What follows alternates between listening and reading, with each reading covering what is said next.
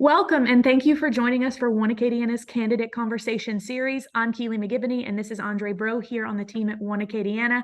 We're bringing you this series so that you can get to know candidates running for office across Lafayette Parish. That's right. And for this conversation, we're joined by Linton Broussard Jr., candidate for Lafayette Parish School Board, District 9. Linton, thank you for joining us. Andre, thank you and Keely for having me on today. Well, let's start with the basics. Tell us a little bit about yourself and your background in the community. So I grew up in Lawtell, Louisiana. I am one of four kids and graduated from Northwest High School back in 2000, went to UL, graduated from there in 2004, in December of 2004, with a double major in accounting and finance. From there, I went on to a career in banking. Worked for Iberia Bank for a while, worked for Tri-Parish Bank for a while here in Lafayette, and then also worked for Home Bank here in Lafayette. And at the end of 2017, I transitioned from the banking world into full-time ministry. I currently work as the care pastor at the Bayou Church here in Lafayette, and so that's been my full-time career. I have been someone who has loved to serve other people, and I grew up in a family that now is filled with people who are part of education. My dad's been a bus driver for 20 plus years.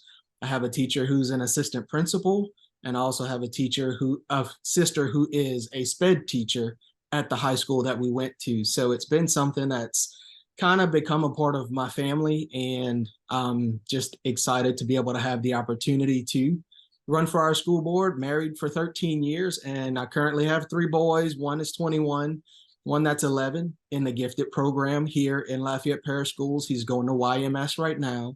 And then I have a 5-year-old who'll be 6 in a couple of weeks, going to Ernest Galette in first grade. So part of the public school system and enjoy what it offers to my kids, and looking forward to be able to support them and support the other families and educators. Well, thank you. And you're touching on it, it sounds like, but is there something specific that inspired you to run for school board, or is it just kind of an all of the above of what you were talking about? There are some specific things, but there is like an all of the above kind of in it. One of the most important things that inspired me is it's just been something that I've been praying about, talking to God about, talking with some leaders who know a lot about what happens around the political arena, talking to teachers and assistant principals, and just getting an idea of what their thoughts are on me because of their relationship with me, whether or not this is something that is worth me doing. Also with that, as I do sub as a substitute teacher for elementary and middle schools. And so not only do I hear from other parents what's going on in the schools, but I get to see it firsthand. And sometimes I get to hear it from the teachers and the students in the schools. And so getting to talk to a lot of the students themselves and get to know what's going on in their lives, I know that there needs to be advocates for more for our kids, but also more for our educators as well. And so me being someone that has always been willing to fill the gaps when there are things that could possibly be improved, that's one of the biggest things for me. I love serving, I love helping people, and I probably should have been an educator because I've had teachers tell me that growing up, but I'm okay with it being my second passion as I love my full-time job. Well, given your observations as a substitute teacher, feedback from your family members in the school system, feedback from others you've talked to, have you identified any specific issues, and we'll start with near-term issues, that you would like to address if elected to the school board?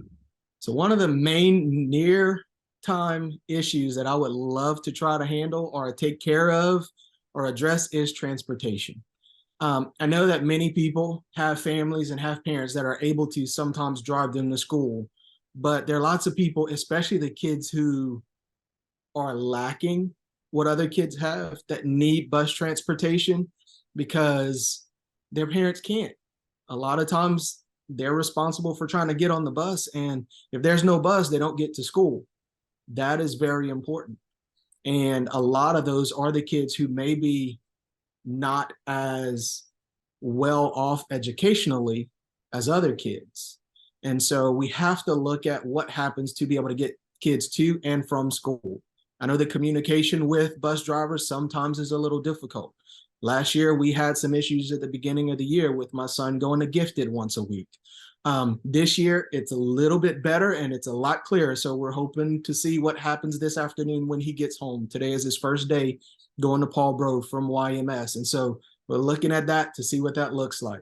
And so for me, transportation is one of those big ones, whether it's getting people within the school system to be bus drivers, which I know one of the guys that's driving a bus is someone who's part of the transportation system, but also figuring out other ways to get training done.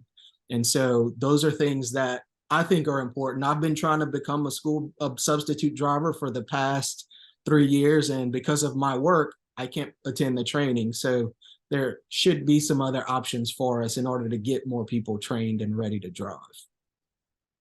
Well, great. And you know, looking ahead, if you're thinking of the office in terms of years, the school system in terms of years, are there long-term priorities that you think the school board needs to be focused on? Yes. One of the big ones is teachers, recruitment and also retention.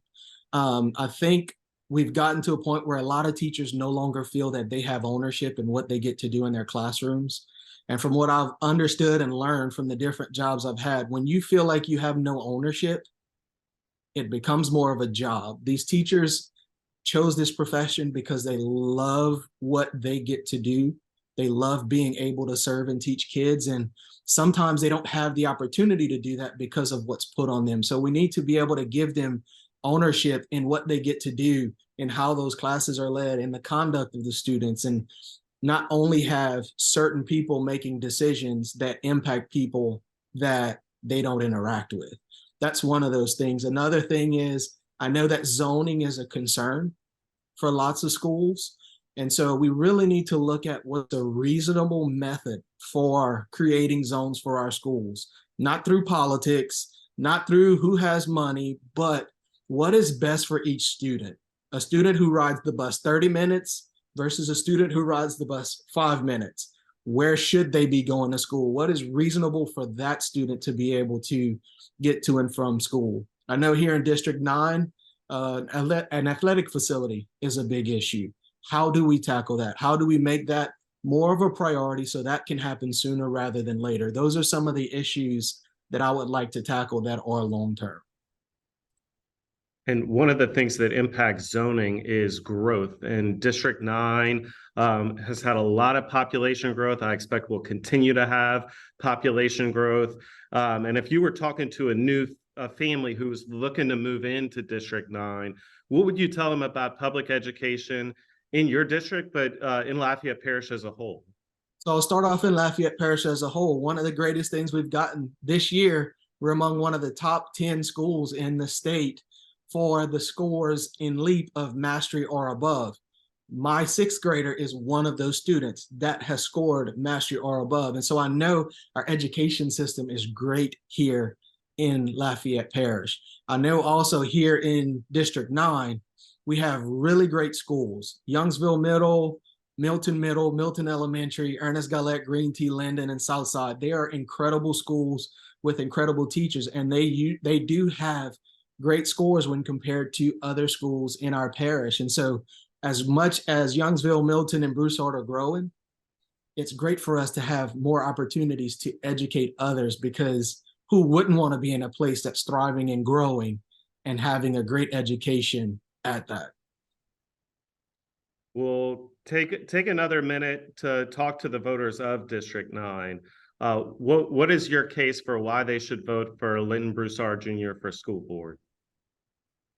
The case for me running for school board is this: you will not find anyone that has more passion for kids, the heart for kids, the heart for teachers, the heart for educators than me. I'm not in this. I've had people ask me, what's my next step? I'm not in this for a next step. I have a full-time job. I love what I do. I am in this for the kids that I've spoken to who live with grandparents or foster parents or adoptive parents. I'm in this for teachers who feel like they don't have a voice in their schools. I'm here for families who don't understand how they can be more involved in what their kids are learning. I'm here for businesses that I would like to be involved or more involved in the school system, because the more we can get people who truly care about our kids involved in the school system, the better that school system's going to be. I'm not in this for me. I'm not even in this for my kids. My kids are doing well. My wife and I do a great job of helping our kids with their education. I'm in it for each and every kid to make sure that they're successful, to make sure that teachers enjoy and love their jobs and love the people they work with, and also for administration to be able to be a part of celebrating what our teachers do, not only publicly, but privately with the teachers themselves, and not just blasting things publicly.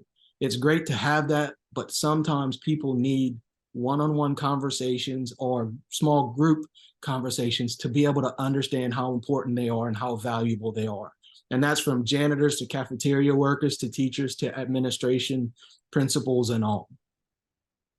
Well, great. And thank you, Linton. We truly appreciate your time today. And our last question is really also for the voters. If they want to know more about you after this, where do they engage? How can they get in contact or learn more? There's several ways that I can be contacted, or you can find out more about me. One is my website, lintonbroussard.com. Another way is through my Facebook page. It's Linton Broussard Jr. If you search that, you'll be able to find it on their pages. It's as a candidate for District 9. I also have an email address, linton@lintonbroussard.com. So pretty simple to remember if you'd like to contact me there, or they can contact me on my cell phone. My number is 337-739-3151. I'd love to have the opportunity to get to know more of our constituents. And also I'd love for them to get an opportunity to know me. So I encourage anyone who has any questions for me to reach out to me and give me a call, or reach out through my webpage, Facebook, or my email address. Well, great. Thank you so much. That was Linton Broussard Jr., a candidate for Lafayette Parish School Board, District 9. Linton, thank you again for taking the time today with us to help the community get to know you. Good luck in the fall. Thank you so much, Keely and Andre. Y'all have a great day. It's been a pleasure chatting with you.